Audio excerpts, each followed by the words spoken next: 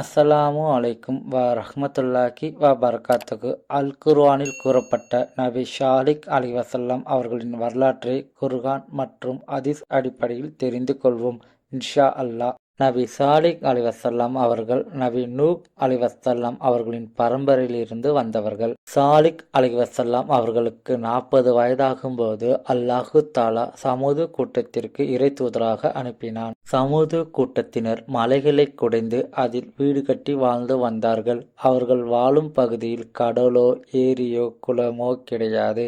ஒரு பெரிய கிணறை வெட்டி அதிலிருந்து தண்ணீர் எடுத்து வாழ்ந்து வந்தார்கள். அவர்களை இடியோ நிலநடுக்கமோ புயலோ எதுவும் அவர்களை பாதிக்காது என்று கர்வத்துடன் இருந்தார்கள். மேலும் அந்த மக்கள் சிலைகளை வணங்கி கொண்டிருந்தார்கள். அவர்களுடைய தலைவர்களும் சிலைகளை வணங்கி கொண்டிருந்தார்கள்.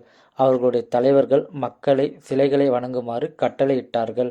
மேலும் அல்லாஹ்வை வணங்கும் மக்களை அடித்து துன்புறுத்தி கொண்டிருந்தார்கள். ஸாலிஹ் அலைஹிவஸல்லம் அவர்களை இந்த மக்களை திருத்துவதற்காக அல்லாஹு தஆலா அவர்களை இறை தூதராக அனுப்பினான். ஸாலிஹ் அலைஹிவஸல்லம் அவர்கள் அல்லாஹ்வை தவிர வேறு யாருக்கும் அஞ்ச மாட்டார்கள். அல்லாஹ்வை மட்டும் வணங்கி வந்தார்கள். ஸாலிஹ் அலைஹிவஸல்லம் அவர்களின் நற்குணங்களுக்காக மக்கள் அவர்கள் மீது பெரிய நம்பிக்கை வைத்திருந்தார்கள். ஸாலிஹ் அலைஹிவஸல்லம் அவர்கள் அந்த மக்களிடம் சிலைகளை வணங்காதீர்கள், அல்லாஹ்வை வணங்குங்கள், அல்லாஹ் ஒருவனே என்று கூறினார்கள். அந்த மக்கள், உங்கள் மீது நாங்கள் பெரிய மரியாதையை வைத்திருக்கின்றோம், எங்கள் கூட்டத்திற்கு உங்களை தலைவராக்கலாம் என்று நினைத்தோம். ஆனால் நீங்கள் எங்கள் கடவுளையே வணங்க வேண்டாம் என்று சொல்கின்றீர்கள். மேலும் எங்கள் முன்னோர்களும் நாங்களும் வணங்கி வந்த கடவுளை எங்களால் எப்படி வணங்காமல் இருக்க முடியும்? மேலும் எங்கள் கடவுளை நீங்கள் நம்பவில்லை என்றால் இந்த இடத்தை விட்டு போயிடுங்க என்று அந்த மக்கள் கூறினார்கள். மேலும் ஸாலிஹ் அலைஹிவஸல்லம் அவர்கள் அந்த மக்களை தொடர்ந்து இஸ்லாத்தின் பக்கம் அழைத்து வர முயற்சி செய்து கொண்டே இருந்தார்கள்.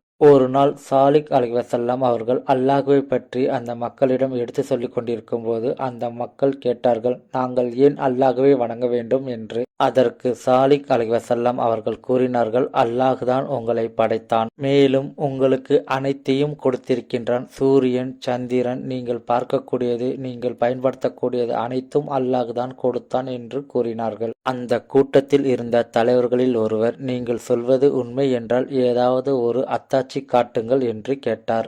ஒரு பாறையை சுட்டிக்காட்டி, அந்த பாறையிலிருந்து ஒரு பெண் ஒட்டகம் வேண்டும், அந்த பெண் ஒட்டகம் கடினமானதாகவும் கர்ப்பிணியாகவும் இருக்க வேண்டும் என்று கூறி அந்த மக்கள் அனைவரும் சிரித்தார்கள். உடனே ஸாலிஹ் அலைஹிவஸல்லம் அவர்கள் அந்த மக்களை பார்த்து கேட்டார்கள், நீங்கள் சொன்னது நடந்துவிட்டால் நீங்கள் வணங்கும் சிலைகளை விட்டுவிட்டு அல்லாஹ்வை வணங்குவீர்களா என்று கேட்டார்கள். அந்த மக்கள், நாங்கள் சொல்வது மட்டும் நடந்துவிட்டால் நாங்கள் வணங்கும் சிலைகளை விட்டுவிட்டு அல்லாஹ்வை மட்டும் வணங்குவோம் என்று கூறினார்கள். ஸாலிஹ் அலைஹிவஸல்லம் அவர்கள் அல்லாஹ்விடம் துவா செய்தார்கள், அந்த மக்களின் கோரிக்கையை நிறைவேற்றுமாறு. உடனே அந்த பாறை வெடித்தது. வெடிக்கும் சத்தத்தை மக்கள் அனைவரும் கேட்டார்கள். அதிலிருந்து ஒரு பெண் ஒட்டகம் வந்தது. கனமானதாகவும் கர்ப்பிணியாகவும் அந்த ஒட்டகம் இருந்தது.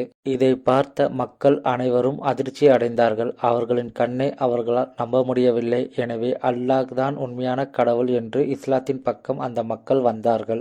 ஆனால் அல்லாஹ்வை வணங்கும் மக்கள் எண்ணிக்கை குறைவாகத்தான் இருந்தது. சிறிது காலம் கழித்து அந்த பெண் ஒட்டகம் ஒரு ஆண் ஒட்டக குட்டியை ஈன்றது. அந்த குட்டி தாயின் பின்னாடியே சுற்றி திரியும். ஸாலிஹ் அலைஹிவஸல்லம் அவர்கள் அந்த 2 ஒட்டகங்களையும் பார்த்து, இது அல்லாஹ்வின் ஒட்டகம், இந்த ஒட்டகங்களை காயப்படுத்தி விடாதீர்கள், அப்படி காயப்படுத்தி விட்டீர்கள் என்றால் அல்லாஹ் உங்களை தண்டிப்பான் என்று அந்த மக்களிடம் கூறினார்கள். அந்த ஒட்டகங்கள் அங்குள்ள தாவரங்களை சாப்பிட்டும் தண்ணீர்களை குடித்தும் மேலும் அந்த மக்களுக்கு பாலை கொடுத்தும் வந்தது. நாட்கள் சென்றது. காஃபிர்கள் கோபப்பட்டார்கள். தன்னுடைய சிலைகளை வணங்காமல் அல்லாஹ்வை வணங்குகின்றார்கள் என்று காஃபிர்கள் பெரும் கோபமடைந்தார்கள். மக்கள் 2 அணிகளாக பிரிந்தார்கள். ஒரு அணியினர் அல்லாஹ்வை வணங்கி வந்தார்கள், மற்றொரு அணியினர் சிலைகளை வணங்கி வந்தார்கள். மேலும் இப்படியே விட்டுவிட்டால் நமக்கு தான் ஆபத்து என்று எண்ணி அந்த காஃபிர்கள் முஸ்லிம் மக்களையும் அவர்களுடைய நம்பிக்கைகளையும் கேலி செய்தார்கள்.